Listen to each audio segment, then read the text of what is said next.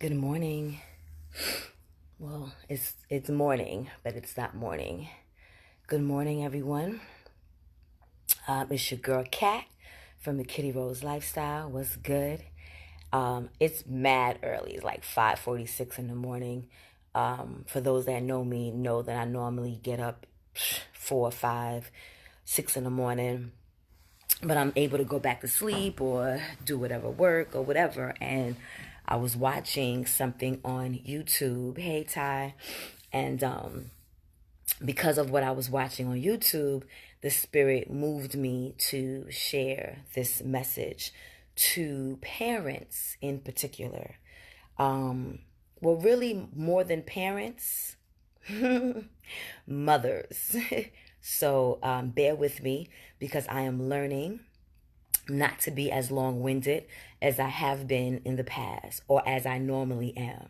So, mothers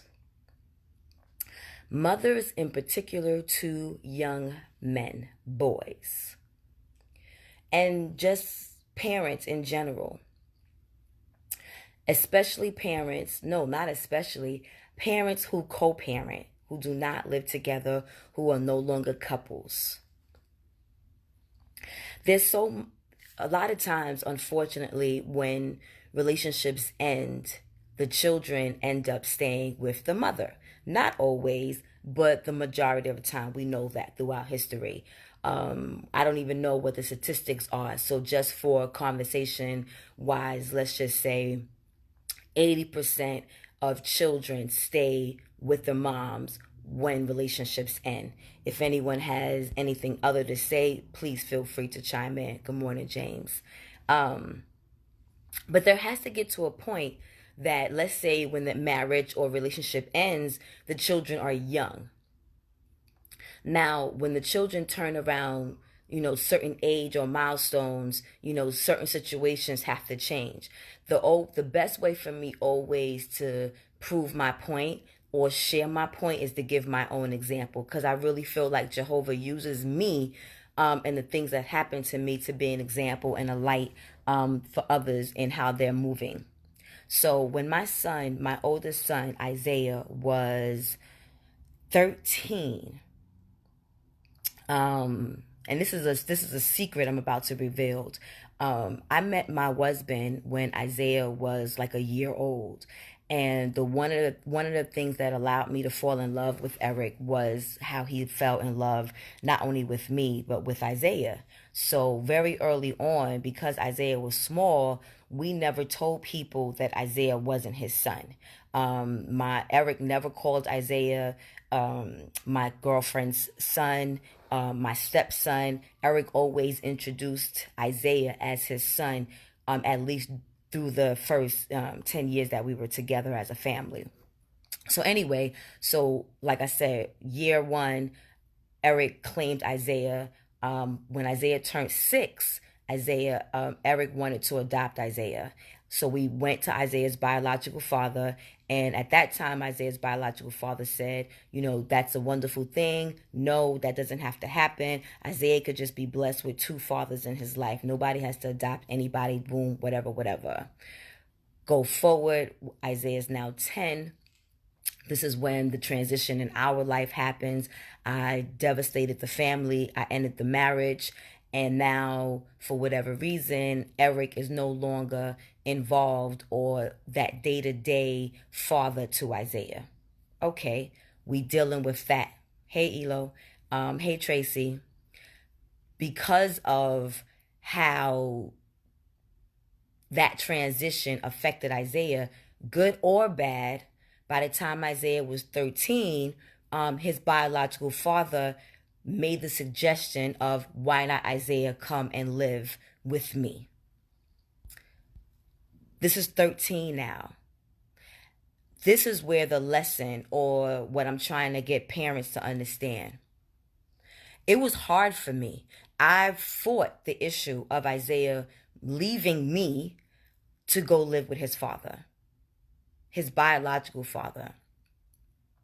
But ultimately, I had to make the decision for Isaiah to do that because, one, I had no right to make it my full responsibility to raise my son or raise our child together. I mean, excuse me, not together, it's alone. And so many times, because children are not necessarily left, like I'm giving them to you, but in the home, left in the home with the mothers, women sometimes get this ideology that they are now running how the raising of the children should be handled, and that the fathers are just the babysitters who pick them up on the weekends and financially contribute, but are not co-parenting in the decision making of how to rear these children. So when a child is going through different phases where they may need to live with the male component of their lineage, of their life, or the female, vice versa, if it was a father who had his daughter. We have to be not so selfish to think that we own the right of parenting, or not only that we own the right to parenting, that other parent cannot parent as good as we can. And that other parent may not be able to parent as good as we can. But it's not one's parent right to make that decision over another parent. So when Isaiah was 13 and his biological father made the suggestion, as much as I did not want my son to leave my house, as much as I felt like only I could raise my son, what was best for my son was to now live with his father. As much as I did not want it. And I had to remove myself and what I wanted from the situation for what was best for my son. And not only what was best for my son, but what was also fair to his father. And when I made the decision, what was most scary about it is that I knew that it was probably going to be the end of my son now living with me. For 13 years, I had my son. 13 full straight years. And if the math is done right, if he now goes live with his father, he's now going into high school. From high school, he's going to go into college. So that really was going to be the end of our day-to-day living. Now I was going to be the vacation home. I was going to be the summer home. I was going to be the holidays.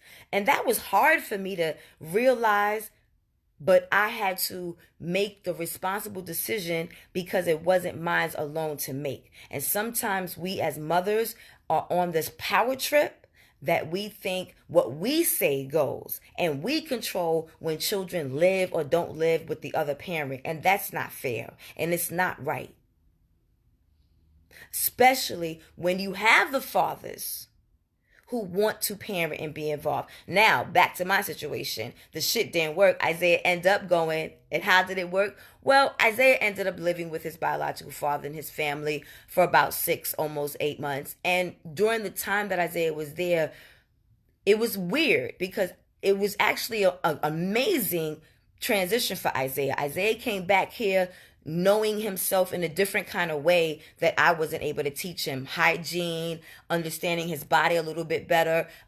He did better in school. Like actually being with his father actually did work.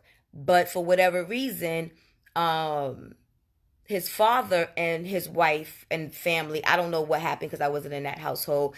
They end up sending Isaiah back less than a year later.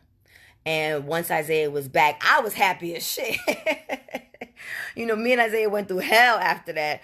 I was still happy because my son was back home. But the point of it was I had to release that.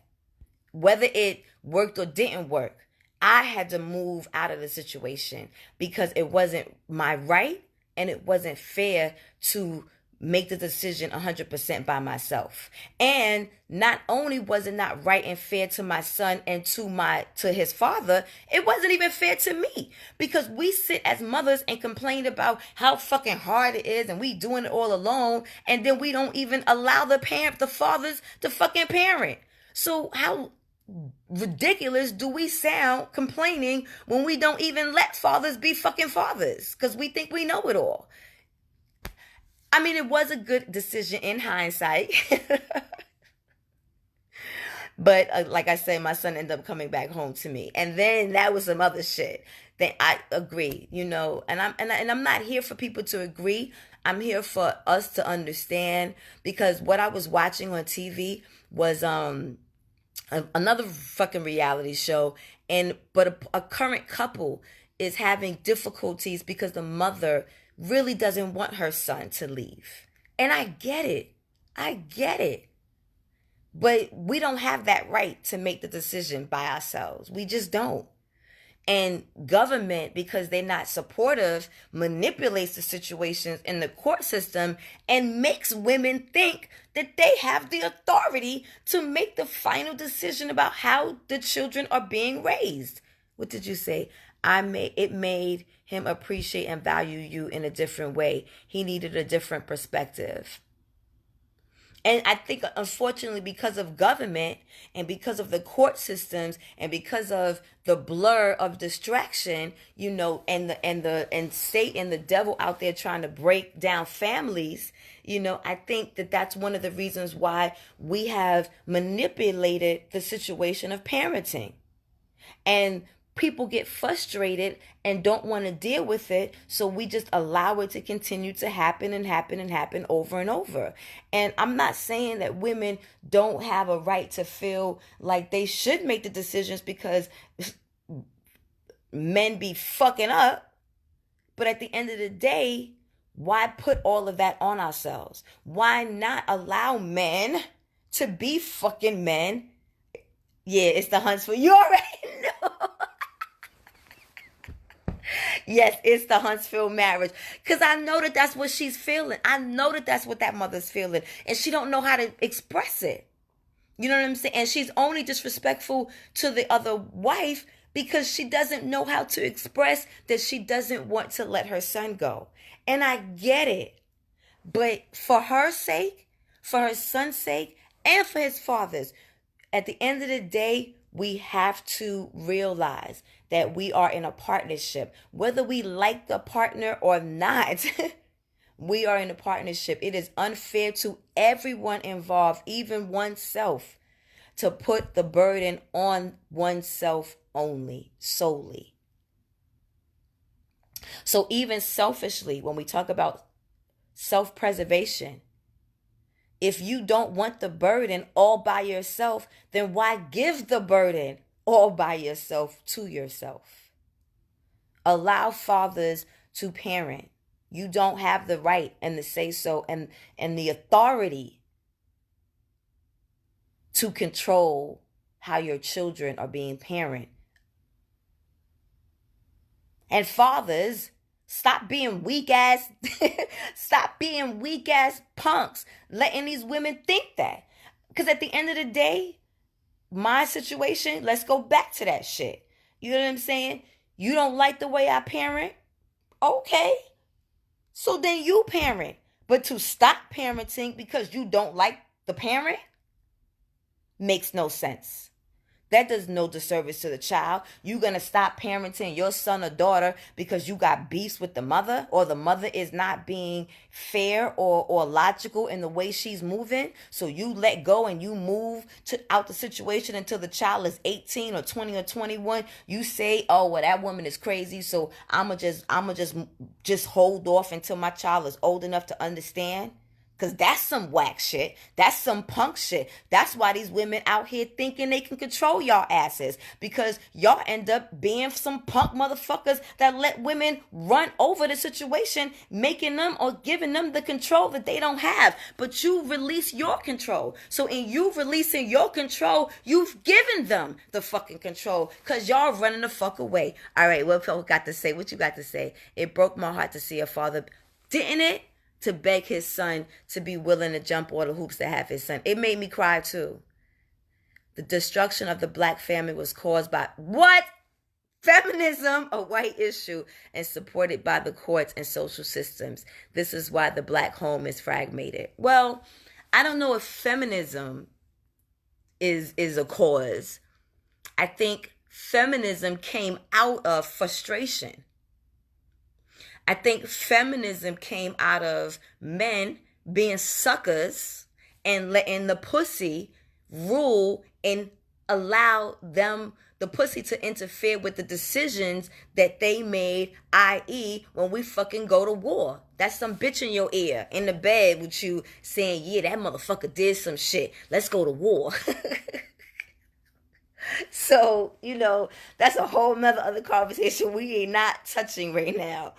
And I don't want to be longer than 10 minutes because I think I want to put this post on IG as well. But, to wrap it up in a nutshell, my point is, whether you are with the parent, whether you are with the person you had a child with, it is not one parent's responsibility over another parent to dictate how parenting should be done or where a child should live.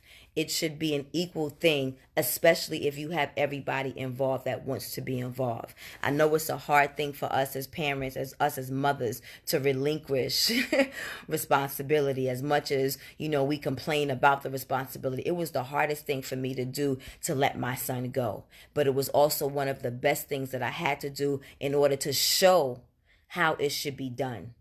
Not for me, but for my son and out of respect for his father. And then at the end of the day, he ended up being the bullshit and sent my son back home. But that wasn't on me, that was on him. So that wasn't me controlling the situation. That was thus us making a decision and then him making a decision on his own not to be a parent. Okay, before I let you guys go, let me read these last few thoughts. Yes, they do give us the power and control over the situation. Men are being suckers for real. You know what I'm saying? Y'all end up punking out. Like, that's the real talk. So at the end of the day, if you do want us as women to stay in our place or remain in our place as equal partners, then man the fuck up and don't allow the situation where we feel like we run it. Like at the end of the day with that Huntsville family, he's trying to avoid going to the courts. And I commend him and his wife for doing that. So, but at the end of the day, you could, as much as you're on the platform saying what the ex-wife is doing wrong, you're not understanding the point of you shouldn't have to beg to be a full-time father to your son who at this age needs to be in a male household with his father. You shouldn't be begging anybody. What you should be doing is saying, ex-wife, he's 13 now, pack up his shit, bring him on. End of discussion. This back and forth conversation is why you giving this woman some power she don't really have. What James is saying. But when the woman agrees with everything, sometimes the man doesn't live up to his word, and it causes the woman to be bitter, and it makes it hard for fathers who want to do right. I totally understand and I agree. Because after my son's father sent him back, I became one of those bitter bitches. You know what I'm saying? I understand. But at the end of the day, if we are all bitter bitches, who the fuck cares? It is still your responsibility to man up and rear this child accordingly and not allow us to think that we have control in the situation to tell you when you can and cannot be a parent to that child. And if you decide to fuck up like my son's father did, I let the shit go. I begged him for 3 years after that to help co-parent. By the time my son was 16 and he still decided that he did not want to co-parent, I let it go. I released it. I gave it to God. And I have not spoken to that man since. My son is 24 years old now. I have not spoken to his biological father in almost 10 years. But I ain't got no shit with no brothers. I ain't got no shit with no men. I co-parent with my husband somewhat fairly. You know what I'm saying? The kids live with him half the week. The kids live with me half the week. And we've been rocking like that for 12 years. And that's what bothers me even about the situation with my husband. Because I don't necessarily think that he's the greatest father in the world. But you know what? That's not for me to have a real opinion about anyway. Because he's their father. And whatever opinion that has to be made with his children and him, not with me. My responsibility is to co-parent with him and to parent my children when they are with me. And that's what I focus on. I focus on parenting my children when they are with me and praying that he is doing the same when they are with him. But all I can do is pray, because it's not my job to parent him. And I had to learn that. There would be times that I would call up my son's kids, my son's kids, my father's kid, my children's father, and tell him what the fuck he need to do. But that don't work, because he a grown-ass man. And for me to co-parent and want to be cordial and want to be peaceful, I couldn't put it all on him if I'm the one who's being a dick trying to tell him how to parent in his house. You must do a topic. I guess so. Probably. So on that note, I guess we're going to have to make a natural sessions, because I don't know how long we've been on now. How long we've been on? The time I don't tell you. All right. I want to go back to smoking. So, yeah, that was my pulpit sermon for the morning. Moms, sisters, let's let that go a little bit. I know I look a little rugged. Shit. Ooh, Father. All right, guys. I love you all. Hey, Cora. Cool beans. See, we all agree, so why we ain't doing it?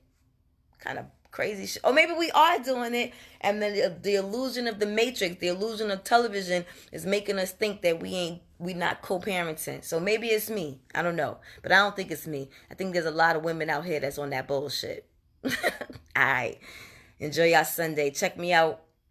It's going to be cold as shit. But if you got to get some last minute gift giving items, your girl Kitty is going to be at the South Street Seaport today. Y'all be safe. Keep pushing. Love you, Kat. Oh, I love you too, James. All right, you guys. I love you all. The revolution has begun. We're going to get better. That's all. It's all good. We just got to talk about it. Peace.